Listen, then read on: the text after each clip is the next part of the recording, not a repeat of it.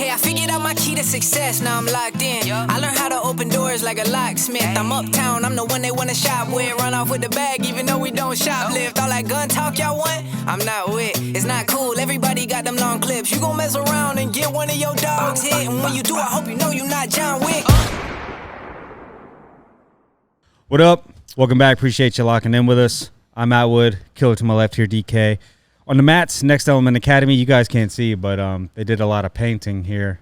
The place looks different. Well, obviously the mats don't, but yeah, the walls look different. Looks bigger. I told you that the other night. Yeah, I think the color is called cracked pepper, so it's like it's not white, obviously. So all the walls used to be white in here, except for when we usually do the podcast in the main room or the lobby in there. You know, we got that one wall that's black, but now it's not necessarily black. But it's not necessarily like gray. Gray. It's definitely dark. I think the way like a dark sheen charcoal that it kind of has on it, you know, a little bit kind of gives it that little grayish tones to it, you know. But the white adds a little bit of depth, you know, to everything. So some people was like, man, I kind of looks enclosed in here, but it's like, I don't know, man. It is definitely different to me, man. We've been open almost 6 years, and the walls have always been white. Yeah. You know, for almost 6 years, and it's like it definitely adds a different vibe, I feel like, you know. And then we got that new speaker bumping over there with the bass kicking, dude. Yeah. And so it's a different vibe in here. And then we're closing for a week for a deep clean and some more little things. Some surprises. So it's such a surprise. Like, he hasn't even really told me anything. So I'm excited to see what it is, man. Yeah, it's gonna be cool. I know you're excited because I could just tell you just want to tell people so bad, but you can't. So bad. I'm not very good at the whole secret thing. I am the worst with like surprises. Like, so say I get like a Christmas present and I had to see this person all the time. Yeah, they're getting that shit early. Yeah, like I want people to like. I'm like, dude, we're gonna do this. Yeah. You know, I'm also a person to speak things into existence, right? Mm-hmm. Like, I talk about things I'm going to do and things I want to do before they happen, right? Because I can see them, right? And if you can see it, you can believe it. Law of attraction. Speak it. Yeah, the law of attraction, right? And you speak it, those things are that's setting the tones for things to happen. So it's like staying positive. This is like really good advice too, by the way, for fighters, right? Like, looking into the future and seeing you winning the fight, right? Like looking into and seeing you become a champion, like seeing all these crazy dreams, you know, and imagining how things are going to be in that moment. Like, really put yourself there. There's a book that I read that I think I've talked about. It's called The Secrets to Success. Mm-hmm. And it's called by this author named Jack Canfield. He wrote like Chicken Soup for the Soul. He was like, he's wrote numerous books, but you know, he was in that movie, The Secret. You remember you ever seen The Secret? Maybe. So there's a movie based on the law of attraction. The law of attraction is the secret. Right. And it talks about, in that movie, it just talks about all these different stories and different things like that. And it just talks about, you know, this one instance where they have a party, and it's what you dress up as is what you want to be in the future. Okay. Right? Like literally come have a story, have all these things. It's like you get to be anything in the world that you want to be. So how are you going to, you get to go to this party and imagine that, you know, I'm this, and this, you know, things that you want to be in the future, right? Not things that, you know, like you're a 40-year-old, I want to be in the UFC. Right. You know what I'm saying? Like, you got to be honest with yourself. Yeah. So, and it helps you kind of create this story and a pathway. Sometimes, like, you'll have to figure out, you'll be talking, oh, like, how did you start?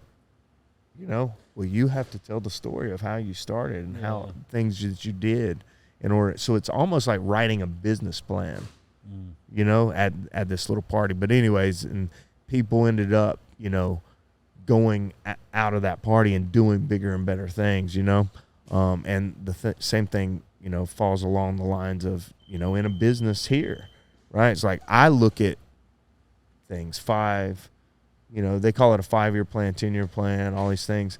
I have that right here, and I think about it all the time, and I dream about it all the time. I don't really necessarily write anything on paper, even though I have another book by that Jack Canfield guy that I've written so many goals and dreams in there in this book. And the thing about that is you write a date next to it when it's been accomplished. So I have a lot of dates that, I'm like, have a gym with over 100 members, have own your own, win a team championship, promote your first black belt, all these different things. I have these goals and these dreams in there that are already in existence, right? I've already spoken them, and I've literally written them down. And so now when I accomplish them, I go and I write down the date. And maybe I'll look through it every once a year, maybe once every 2 years. I'm like, oh man, I have to add that date, and then I highlight it, right? Yeah. So it's definitely, that law of attraction thing is real. So if you guys get an opportunity you should watch The Secret.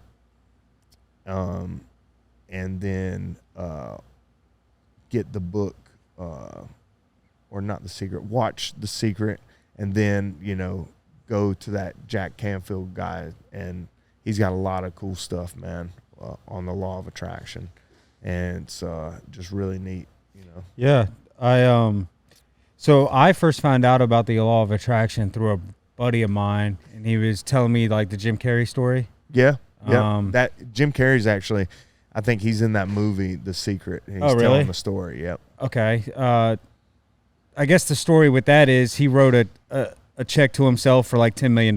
Yeah.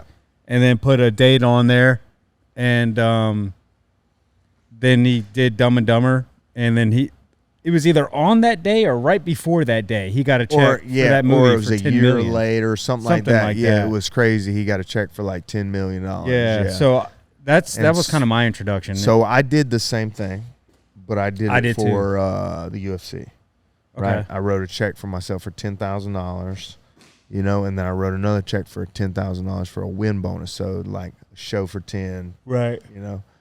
And it was signed by Dana White, made out to me, for a fight, and I had a vision board, and I had that vision board, but his was different. I think he put his in his wallet or something like that. Yeah, it was in his wallet. Can't remember. Mine, I just printed out a fake check offline, and wrote that out. So I don't know. He might have not have did that. It might have been an actual one of his checks. Who knows what it was? Yeah, I think he took like an actual one of his checks or whatever. But I mean, regardless, it's the vision, right? It's like the vision. I have one on my vision board too for 100,000, and then I just put like yearly salary by the end of 2025. Yes. So that's the biggest dude. goal I have those same goals, but I have like make so much off of the stock market, make so much off of just teaching jiu-jitsu and different things like that, right? Like I have those same things, it's really weird how, for me, I hit, such a low point in my life, and like what a lot of people would call rock bottom, like all I had to was a car to my name, what I'm saying, which a lot of people have less than that. But, I just had to dig myself and figure out a way. And man, I was just hungry for more and hungry for, I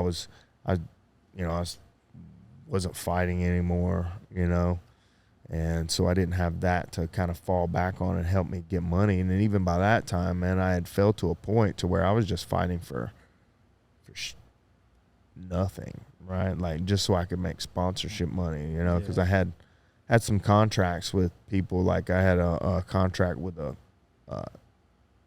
actually a bed called Performa Sleep, And so 4 fights, they got $500 a fight, and for 4 fights, and plus they gave me a free mattress. But it was pretty cool. Do you still use it? Yeah, I still have it. Nice. I don't still use it. I have a king now. So Yeah. this is when I was single. Gotcha. But Oh, was it like a little twin? no, it was a queen. It Oh, was a okay. queen. But yeah.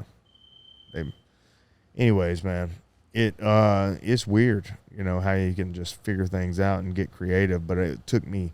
I read a lot of books for a long time. I first heard about the law of attraction through my friend Fred Acera, we talk about, man, some people like, oh, DK, you should fight again. Well, me and this dude came up together.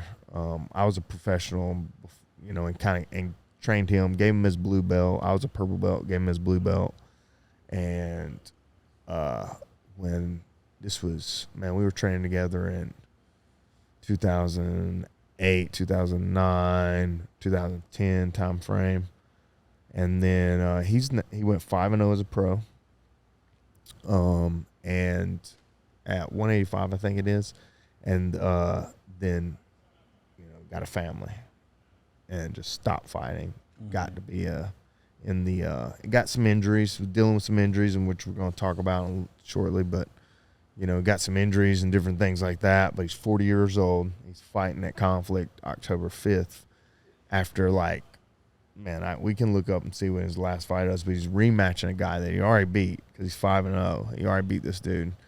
But he hasn't fought in 7 or 8 years. And that other guy hasn't fought him since they last fought either. So it's been 2 40-year-old. It's going to be 2 40-something-year-old men fighting in the co-main event, So, and they're both in incredible shape. Really? Yeah, they're both jacked. Huh. Yeah. So you don't think it's going to be one of those things where, they're both gassed at the end of... So me and Fred are different, man. Me and Fred, listen. So I call him Fred. His name's Ferdinando Acera, but we just when we used to train, man, when we were coming up together, we were training in Sumter out of a little bitty warehouse, Right. He actually just started training with me just to do jiu-jitsu, and he started hitting the bag one day, and I was like, yo, you ever thinking about fighting? Mm-hmm. And he was like, yeah, kind of. I was like, come to boxing practice. Come to boxing. And he came to boxing. It was his first time sparring, right? And, dude, I used to have the best boxers in Sumter used to come to my little spot on Tuesday nights. And we'd box. We had a little boxing ring, little makeshift boxing ring that was made out of these pipes and different things like that. And, dude, we'd get in there, and we'd get after it. If you had a fight coming up, you were in there for, extra amount of time. But we did 3-minute rounds.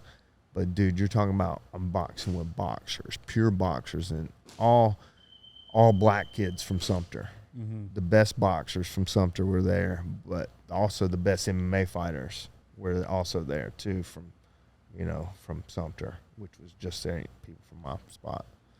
And we had some good fights. I bet. Good times. But learned a lot, But anyways, Fred's fighting, and he's had to deal with injuries. He's disabled through the VA by I think 100%, something like that. Damn.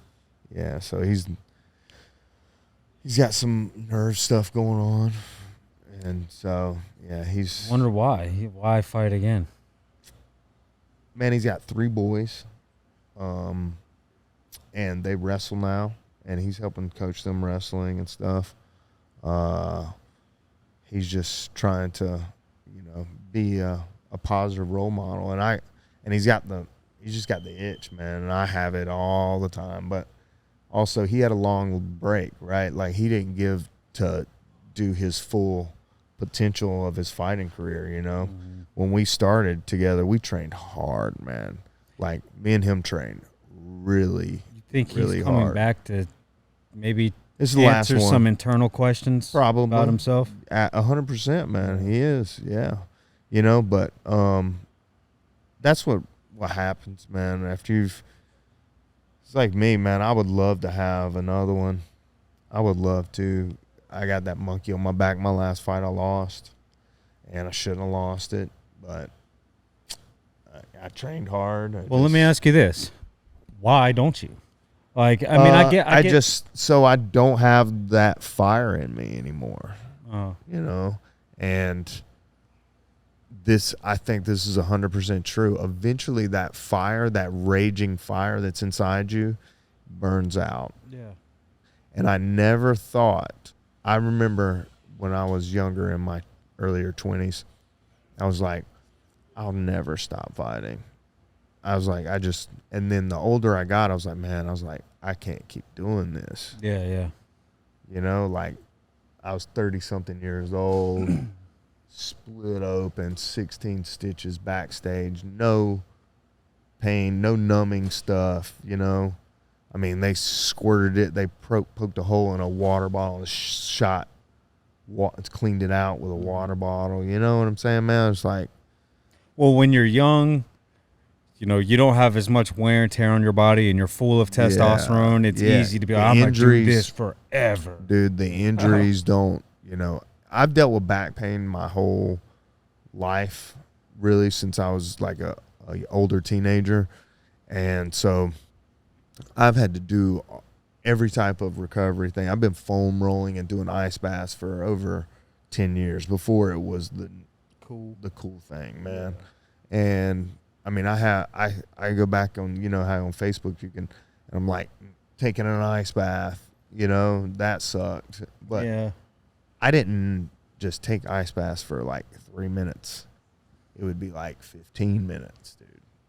I would suffer for like, I didn't know how to deal with it then, you know what I'm saying? So it's really weird how I used to do them compared to how I do them.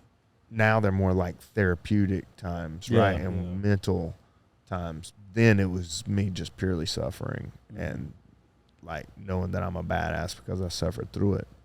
But anyways, man, me and Fred used to do like certain days where we would just kill ourselves. We started doing this workout called Infinite Intensity by this dude named Ross Enamait, ENAMAIT, ENA, something like that, right? So just go to rosstraining.com. Okay. Rosstraining.com. That guy has been on YouTube since the beginning of YouTube, and this is how I found out about him. And he's just crushing these workouts on YouTube, right? Like, I mean, planks, like the ab wheel things from standing, rolling out on his feet. You sent me this back, guy before. with 2 weight vests on. Mm-hmm. In like a big garage. In a garage, doing like jump rope, ripping a heavy bag, doing all these power workouts and strength. And I was like, this guy's doing what I need to be doing. And he had a program as a 50-day program. And man, me and Fred used to crush that. Like, we made all these little homemade tools. We had sandbags before. Sandbags were like, now you can buy them, you know, sandbags. We made them out of duffel bags, out of military duffel bags. We were both in the military. Fred was a aircraft mechanic. I was, at the time, I worked civil engineering. I worked on generators, electrical power production, and aircraft resting systems. Man, after work, we'd get off work and we'd crush a workout, or we'd go train and we'd have to drive.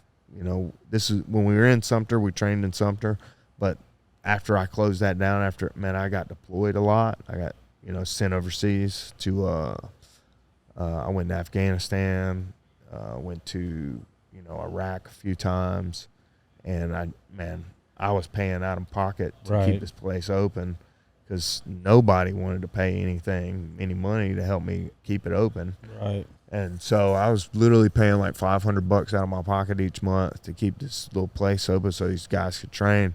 I was like, listen, man, there's only like 3 of us here, you know, pretty much by the time I got back, you know, let's we're going to go to Columbia. Just call it quits. Yeah. So me and Fred would carpool to Columbia. There's a more base of better fighters there too. So we created this little team called Murder Squad back then. And so you got to look, man, there were so many good guys because we put all these little different gyms. We'd all come together on Sundays at Columbia Martial Arts in Columbia, and we'd all train for 2 hours, be like an hour of jiu-jitsu and then an hour of sparring on Sunday nights, Sunday evenings. So shout out to Mark Mills for allowing that to happen, because I think today I'm like, there's no way in hell I'm letting all these fighters come in. But Mark Mills is the man. He's an OG in South Carolina martial arts. He had one of the first MMA programs around. And anyways, shout out to him for allowing us to do that, because it was guys from his gym like Tim Goodwin, Solon Staley, and numerous other jiu-jitsu guys, fighter guys that were there, and then partnered with me and some other dudes, Josh Egan's, Fernando Acera. We had just a solid stable of group. A-Train, Adrian Henderson back in the day, big heavyweight,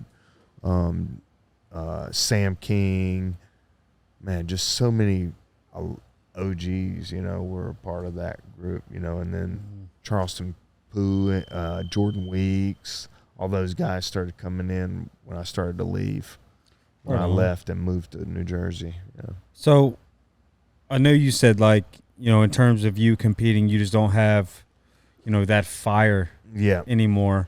Do you think that there is something, that there is a situation where that fire can maybe be rekindled one last time? Probably TRT. Yeah. That'll probably do it. But I mean, like, mentally. Well, TRT. I guess TRT, yeah, TRT. Mentally. But I mean, like, Nah, dude, it's just so. It's like I've grinded so hard to be able to live the life I live now. Yeah. Right? Like, I can teach jiu-jitsu. Like, I have really good group of dudes, that I can count on, to help me, man this ship in the right direction, right? Like, because I think of the next element is like this ship, and we're trying to conquer everything. We're a pirate ship, and we're trying to conquer everything and pillage and,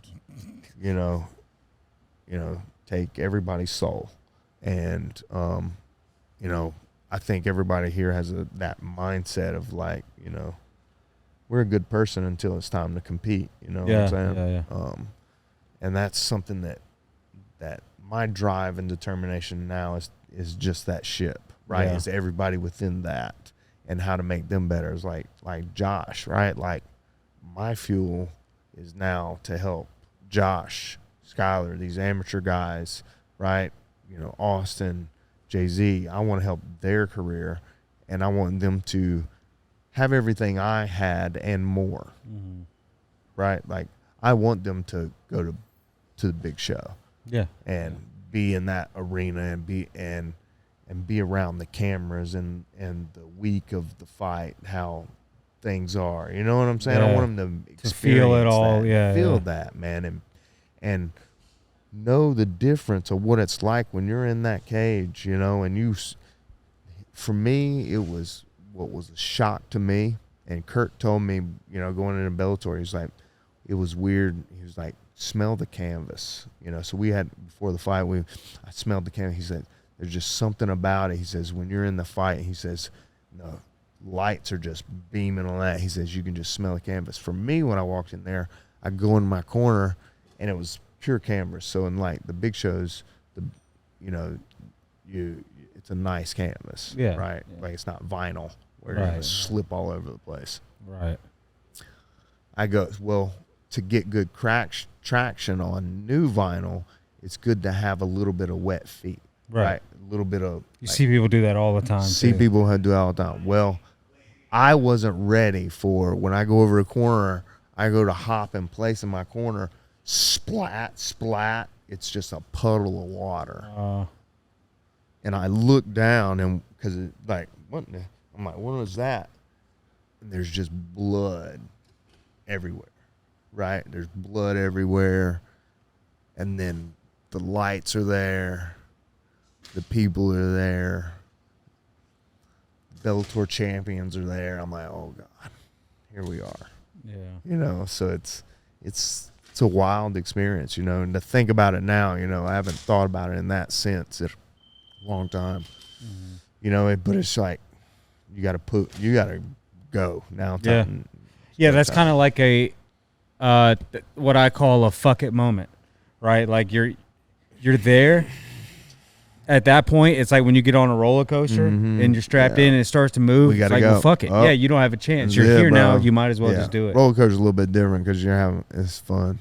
Well, right, but but it's the adrenaline and all right. that. Yeah, oh my God. Yep, exactly. Yeah, it's my definition of what I just call a fuck it moment. That's the only thing you can say. Well, fuck it. Man, you know? And so, you know, that moment right there is something I've yearned for, you know, time and time again, you know, and just trying to do things differently than before too. And so that's what helps me better the other fighters. It's like, I want to do things differently than the way I did. Oh, I had a bad weight cut. This is what I did wrong. This is what I should have did because I learned from that lesson, right? And that's ultimately losses are lessons, right? Lessons that I learned because I didn't want to lose. Right. Nobody wants to lose, really, right? Like you got some dudes like that would just fight for a paycheck, and there towards the end, man, that was kind of what I was going toward. I was just fighting for the next paycheck. I wasn't really formulating out a plan. You know, I'm talking to Josh last night. I'm texting him like, "Yo, what's the plan for the rest of the rest of the year? You know, what are we gonna do?" And he's like, "Oh, I want to get better. We need to start doing this, this, and this." I'm like, "All right, cool, let's do this." And he wants to go to Vegas, you know, go train with some big, you know, some different people, you know, see where he's at, and which is really smart before you go pro. So when you're pro, you know you're ready. It's like, you know. Yeah. So what would you say, like, to somebody who maybe not the youngest, let's just say they're late 20s or maybe even early 30s, right? And they come in here and they start training and they decide, well, you know, maybe I'd like to try it. You know, you as a coach and you as somebody who's been there, you as somebody who fought at a later age or older age, I guess, what would you say to that person off the bat because of their age? Are you kind of just like, listen, like, you know, not a good idea? It's going to be tough, right? It's definitely going to be tough. But I just read a story about the dude that walked on the South Carolina. That's the reason why I asked. In 2004. 39-year-old dude walked on as a wide receiver, but he didn't get any playing time, right? Like he got 1 or 2 games, I think, where he actually right. I think he got some playing time, but like he scored a touchdown. So yeah. And so, anyways, fighting's fighting, right? Like your brain doesn't always keep up, you know, and it's a scary thing when you're like, I don't really remember that or this, that, and the other, you know? So that's real stuff, you know? Did you hear about Brett Favre's got Parkinson's? Yep. You know, so. Because he suffered over 1,000 concussions during his career. There we go, man. Yeah. Muhammad Ali, Parkinson's, like, you know, it's Freddie Roach, you know, so. I pray to God I don't, you know, I've knocked out my fair share, but I don't, and man, I used to love hitting people in football. So anyways, it's eventually that timer is going to go out and that candle starts to fade away a little bit. But my candle now is this younger generation.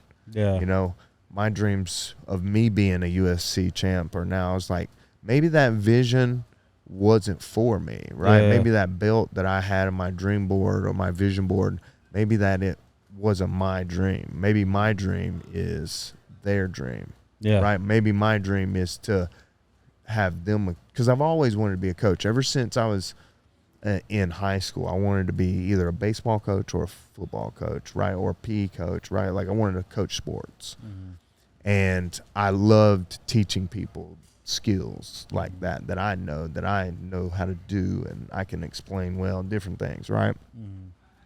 So that's the difference that I think, just why I think now it's like, I think my goal is where if I'm a good enough coach, right? Like my dude will beat you. Yeah. That's the way I see it now. Right. Well, so going back to, say there's somebody that came to the gym and they wanted to. Sorry, I didn't even answer that. Oh, no, you're question. good. I would do some jiu-jitsu tournaments, right? Do jiu-jitsu, do some IBJJFs, right? Train so hard to where you go to an IBJJF and you can win that.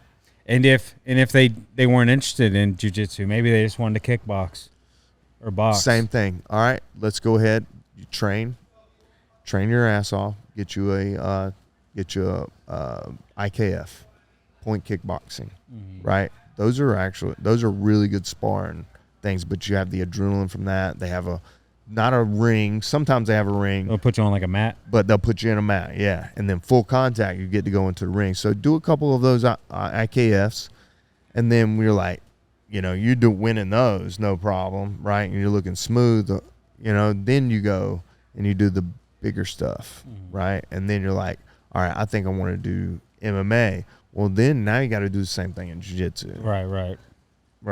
Yep. When for fighting MMA, you should do a lot of jiu-jitsu tournaments, because a lot of MMA fights end up in that grappling scramble thing. Yeah. It's not a whole lot of just stand up. And we've seen that away. recently with guys here. Josh, Corey. Yes. Their fights, if it weren't for their slick jiu-jitsu, who knows what would happen. If Josh's jiu-jitsu wasn't as slick as it is, right, been a different fight. Yeah. Different fight. That Corey as well. That guy has made that guy he was a wrestler. He was 5-1 wrestler.